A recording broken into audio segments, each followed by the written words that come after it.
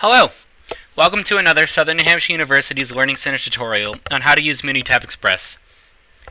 In this video, we'll strictly be talking about how to run a two-proportion z-test. If you haven't already, you're going to need to install Minitab Express on your computer.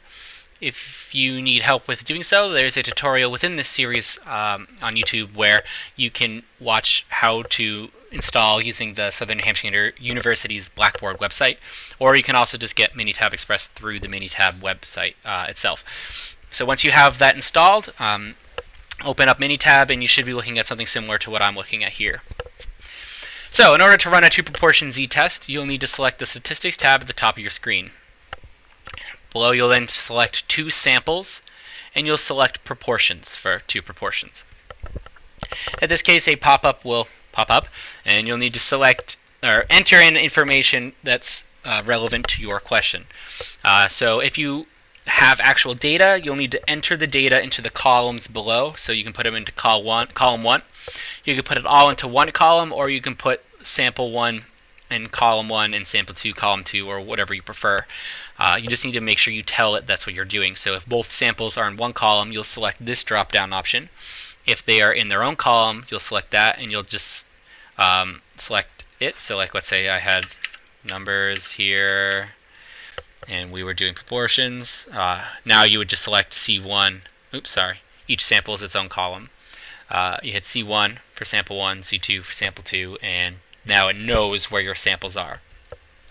If you actually don't have data, oops, it's freaking out at me because I don't have proper data inputted here. But anyway, so if you don't have the actual data and you have the summarized data, you'd select this. And this would be if your question told you just the number of events and the number of trials. So if sample 1 there was like 3 people that did something out of the 10 you asked, and sample 2 there was like 8 people that did something out of the 15 that you asked, you would just enter that in here. If you need anything additional other than just the information from the test, you can hit options, and that will let you choose if you're doing a difference of not equal to 0, less than 0, greater than 0. Because basically what's happening is it's going to be taking your first proportion and subtracting away the second proportion. So if you just want to see if there's a difference in proportions, you would select the not equal to. If you're looking to see if the difference is less than 0, or that means you're getting a negative difference, the only way that could happen is if your sample 2 proportion is larger. Because if you were doing a smaller sample proportion minus a larger one, your difference would be negative, or less than 0.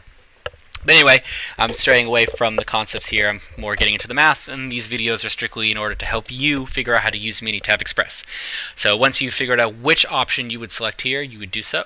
And then you would put in a confidence level here, in case you wanted a confidence level or anything like that. So once you've entered in all the information that you need, you hit OK, and it will output everything you need. So it'll tell you the p-values for the samples, it'll tell you the hypothesis for the null hypothesis and the alternative, and then it gives you the p-value here. And I had selected the box plot option, or the confidence interval difference here, and it outputted that for me. So basically at this point you would take your p-value and then you would compare it to your alpha and figure out whether you would reject or not. But basically this is the premise of how you would do a two-proportion z-test.